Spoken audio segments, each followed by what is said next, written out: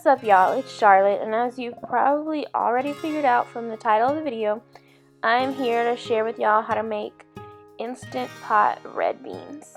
Stay tuned.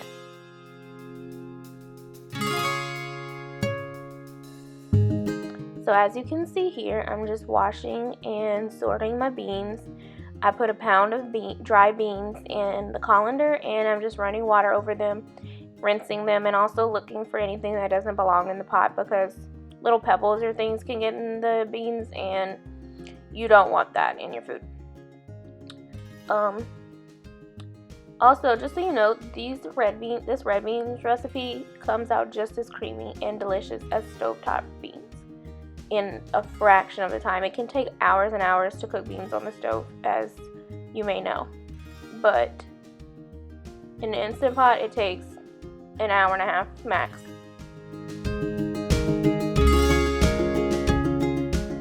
Next, you add the rinsed beans to the pot and add 7 cups of water. I don't show myself adding 7 cups of water because I know I don't want to watch someone pour 7 cups of water, but believe me, I've put 7 cups of water. The reason you need that much water is because the beans soak up a lot of liquid and they'll get thick, and you don't want them sticking and burning in the pot, because unlike the stovetop, the pressure cooker has a lot of pressure and it takes time for the pressure to come out, and so you just can't stir the beans the same way you could when you're cooking them on the stove. So 7 cups of water. No seasoning, because if you season your beans now, they will take forever to get tender, or they just won't get tender. They'll stay hard. So there will be 2 separate cooking times. You're going to want your pressure on high for both. And the first time is going to be for 28 minutes, and then when it's done, you're going to want to release the pressure manually by turning the top knob to venting, but make sure your hand is not over it because steam shoots out and it is very hot.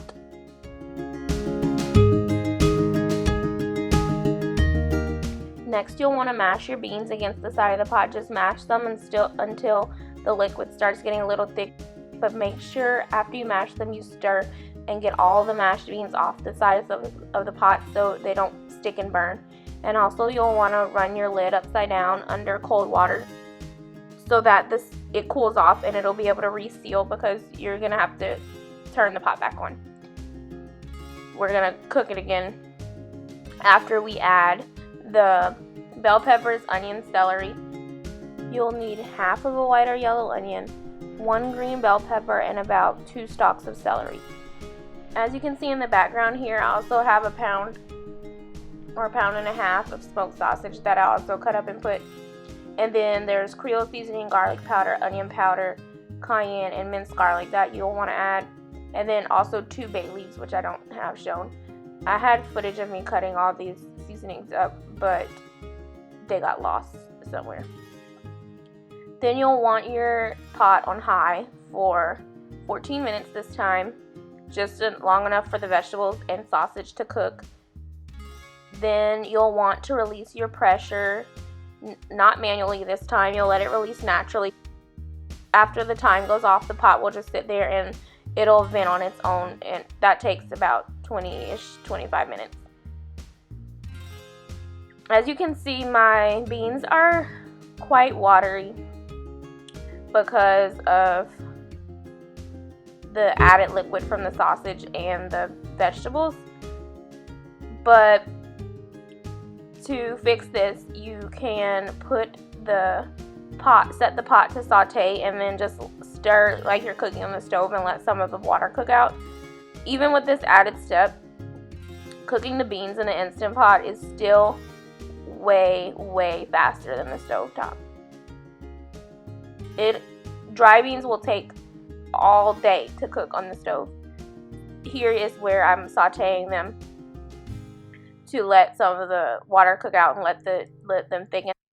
Usually my beans are thicker than that, but for recording's sake, I didn't wait for them to thicken up anymore. But normally they'd be thicker still, because I like my beans to be Creole cream style, thick, delicious beans. At this point, if you want your beans thicker, I just recommend cooking them longer until more of the liquid's reduced out of them.